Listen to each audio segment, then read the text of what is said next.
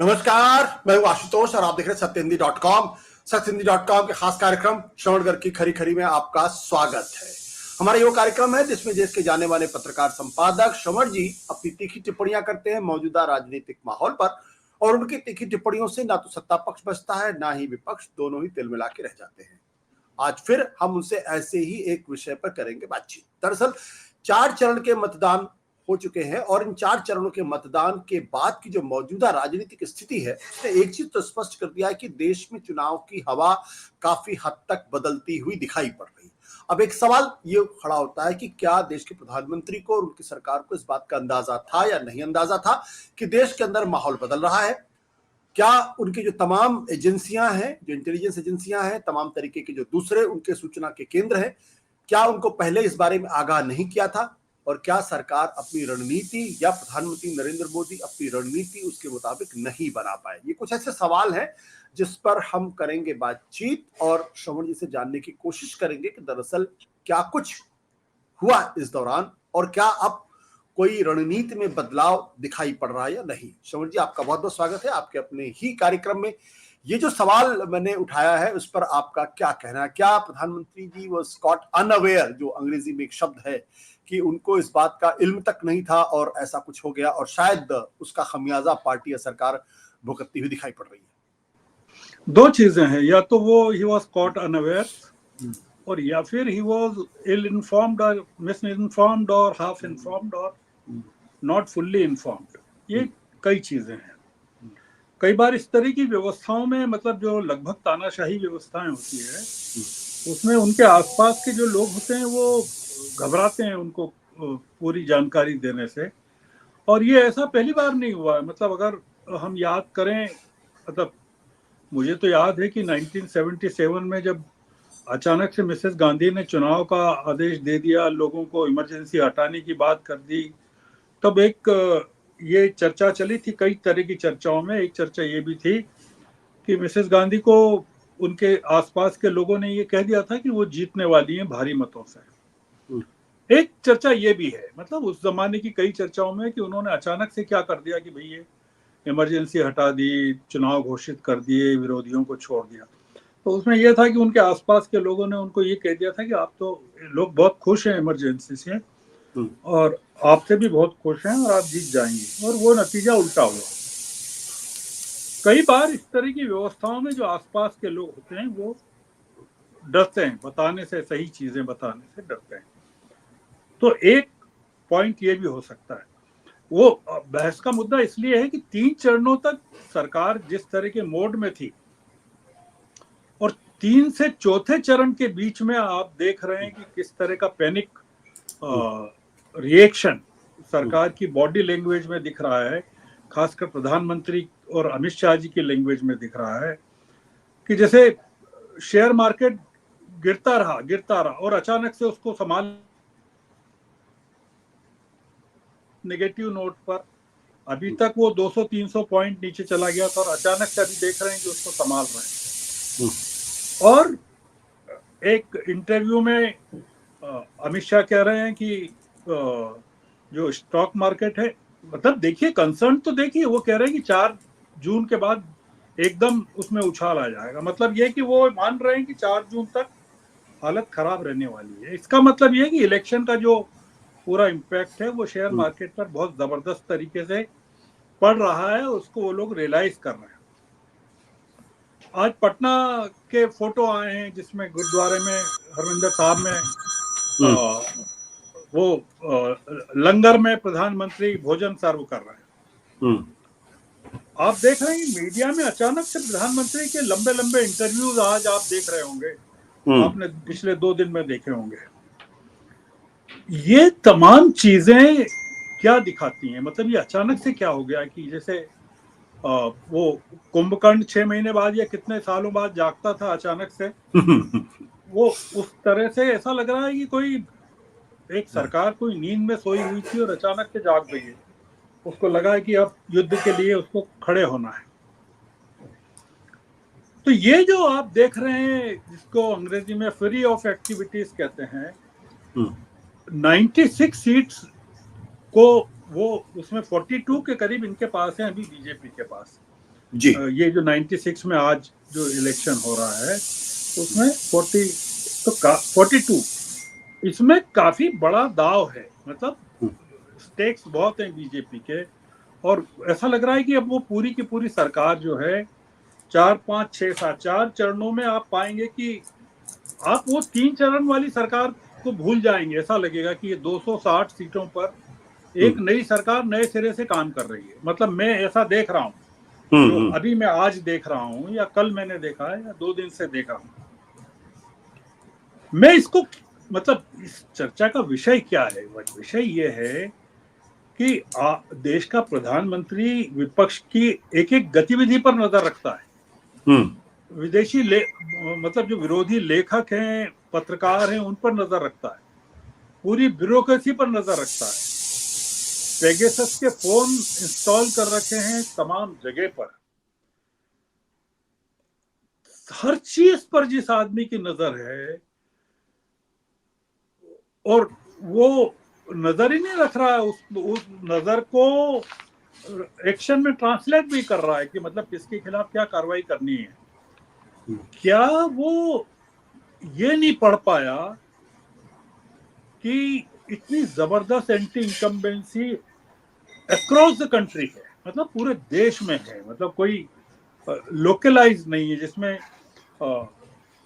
तब बीजेपी के स्टेट्स जो हैं उनमें भी है।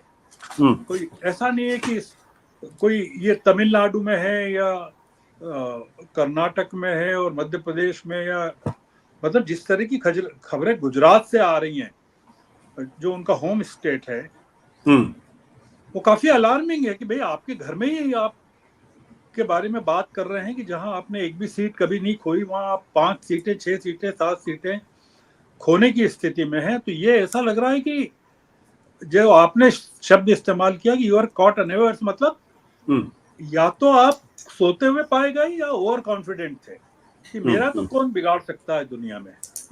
और दूसरा ये कि क्या आपका पूरा सिस्टम जो था आसपास, वो पूरा का पूरा उसने आपको धोखा दिया, या आपको इल इन्फॉर्म किया, या आपको इन्फॉर्म नहीं किया, या किया तो आपने उस पर ध्यान नहीं दिया। दूसरा पॉइंट ये एंटी इनकम्बेंसी के अलावा वो ये है कि जो इंडिया अलायंस के साथ जुड़ने वाली पार्टियां हैं, जी। कि आप यूनिटी को, विपक्ष की यूनिटी को भांप ही नहीं पाए।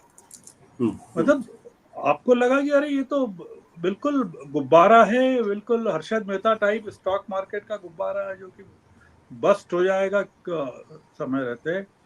और आपके देखते देखते यूनिटी एकदम परफेक्ट हो गई, और आपने यूनिटी को ब्रेक करने के लिए केवल नीतीश कुमार को लिया और उसने आपको धोखा दे दिया। मतलब वो फ्लॉप तरह का एक्सपेरिमेंट हो गया। दूसरा ये कि आप जज नहीं कर पाए कि ये जो गांधी फैमिली है जिसके ऊपर आप इतना अटैक करते रहे हैं, उस वो उसको इतनी पॉपुलरिटी हो जाएगी कि वो, मतलब आप देख रहे हैं कि जो प्रियंका गांधी या राहुल गांधी, मतलब प्रियंका को लेकर तो कोई अनुमान रहा ही नहीं होगा गवर्नमेंट के सर्कल में कि जिस राहुल ने तो फिर भी 2 यात्राएं की, तो एक तरह का ऑरा उन्होंने अपने इर्द गिर्द खड़ा कर लिया था। जी। प्रियंका को लेकर जिस तरह का माहौल है पूरे देश में, और जिस तरह से वो आक्रामक तरीके से हमला कर रही हैं प्रधानमंत्री पर और उसको रिस्पांस मिल रहा है, क्या कारण है कि जो सरकार है वो, क्या पीएम की जो एजेंसीज हैं, इंटेलिजेंस एजेंसीज हैं, उनकी सेंटर की है, स्टेट्स में भी होती हैं, और डायरेक्ट कंट्रोल होता है पीएमओ का, हर स्टेट पर होता है, असेंबली की सीट वाइज होता है जी। और तमाम चीजें होती हैं। और जो मतलब अगर आप देखें तो कर्नाटक और महाराष्ट्र जैसी स्टेट्स में भी इतनी वीकनेसेस उजागर हो रही हैं।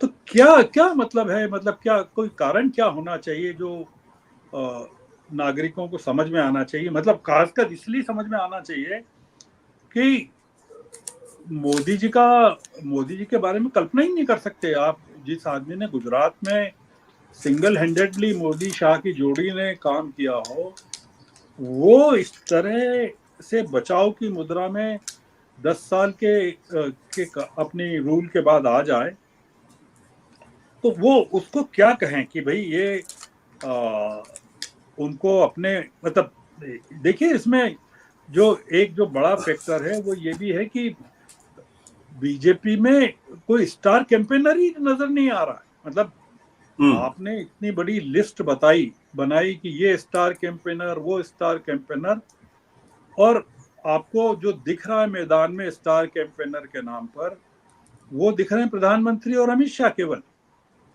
मतलब कोई चेहरा दिख ही नहीं रहा है, जबकि आपको अपोजिशन में अ, हर स्टेट में एक चेहरा नजर आ रहा है जो पूरे के पूरे मास को मोबिलाइज कर रहा है। हम्म। तो ये जो या एक कारण ये भी हो सकता है, वो हम उसको रूल आउट नहीं करना चाहते हैं कि सब चीज पीएम को बता दी गई थी या पीएम के नॉलेज में थी, उनको बता दिया था, पर वो उन्होंने अपने खुद के जजमेंट पर या ओवर कॉन्फिडेंस पर ज्यादा भरोसा किया। क्योंकि इसमें एक फैक्टर ये भी होता है कि प्रधानमंत्री का अपना पर्सनल नेटवर्क भी होता है, जो मोदी जी का निश्चित रूप से है, वो हर जगह रखते हैं, हर प्रधानमंत्री सीएम रखता है, वो हम्म। पूरी तरह से डिपेंडेंट नहीं रहता गवर्नमेंट एजेंसीज पर। कहाँ हुआ पूरा का पूरा मामला, अकेले मोदी जी को इस समय पूरा का पूरा संघर्ष करना पड़ रहा है। ये एक जो बड़ा पॉइंट निकल के ये आता है कि एक ऐसी लड़ाई में मोदी जी ने अपने आप को डाल दिया है कि वो मतलब जो आदमी पिछले तमाम 9-10 सालों में आक्रामक मुद्रा में रहा है, वो डिफेंसिव हो गया है। और डिफेंसिव इस हद तक हो गया है कि आप उनके अगर इंटरव्यूज देखें, उनकी बातचीत देखें, हालांकि वो सब पूरे के पूरे इंटरव्यूज पूरे के पूरे इस तरह के हैं कि वो उसमें हम्म। बोला हुआ कम है और लिख के दिया हुआ ज्यादा होगा, पर उसके बावजूद उसमें वो सफाई देते हुए नजर आते हैं कि चीजों को लेकर सफाई देते हैं, विपक्ष के आक्रमण को लेकर सफाई देते हुए नजर आते हैं। अब मुद्दा क्या है कि जो उनको मतलब जो कंक्लूजन हम ड्रॉ करना चाहते हैं वो ये करना चाहते हैं कि क्या पार्टी के लोगों ने जानबूझ करके या संघ के लोगों ने जानबूझ करके मोदी जी को जमीनी हालात से या जमीनी हकीकत से बता के नहीं रखा कि भाई ये देखिए आपकी जो जमीनी हालत है वो तो ये है। इसमें जो मुख्य भूमिका रहती है वो संघ की रहती है। जो संघ जो रहता है वो बेसिकली ग्राउंड पर पूरे के पूरे फीडबैक को हम्म। तैयार करता है और ये बताता है कि आपकी क्या हालत है, जो कि आपने असेंबली के चुनाव तक वो स्थिति नहीं थी जो इस समय नजर आ रही है। मतलब असेंबली तक तो ये था कि हाँ कर्नाटक में बहुत दिक्कत है, तेलंगाना में बहुत दिक्कत है, पर गुजरात, राजस्थान, मध्य प्रदेश, छत्तीसगढ़, इन इन तमाम जगहों पर ज्यादा दिक्कत नहीं है। उसमें दो चीजें नजर आ रही है। एक तो नजर ये आ रहा है कि जो दावे थे 370 और 400 के, वो किस आधार पर किए गए थे। मतलब वो जो बलून था वो उसको किस आधार पर उसमें हवा भरी गई थी। तो क्या वो बलून जिस आधार पर जिसमें हवा भरी गई थी वो नकली था या उसमें फर्जी हवा भरी गई थी। तो वो फर्जी हम्म। हवा किन लोगों के आश्वासनों पर और किन लोगों की सूचना पर भरी गई थी, और वो सूचना अब क्यों काम नहीं कर रही है। और तो मैं केवल एक ही चीज इसमें से निकालना चाहता हूँ, हम्म। वो ये निकालना चाहता हूँ कि मोदी जी के इर्द गिर्द जो भी है पूरा जो ऑरा है, वो ऑरा पूरा नकली साबित हुआ इस पूरे। और उसमें जो बिगेस्ट कंट्रीब्यूशन अगर किसी का हो सकता है इसमें, तो वो पार्टी का माना जाना चाहिए कि पार्टी के लोगों ने इनको पूरी सूचना नहीं दी या हम्म। मोदी जी ने पार्टी की सूचना पर यकीन नहीं किया। कुछ भी हो सकता है, और इंटेलिजेंस का फेल्योर तो हम्म। अपनी जगह है। तो अब नतीजे जो भी हमारे दर्शक जिस तरह का भी निकालना चाहें वो वो निकाल निकाल सकते हैं, पर मैं ये मानता हूं कि आगे के चरण जो हैं वो आप मोदी जी के लिहाज से और अमित शाह जी के लिहाज से काफी आक्रामक पाएंगे, और वो आक्रमण में अभी से देखना हमने शुरू कर दिया है। जी जी, thank you sir, thank you.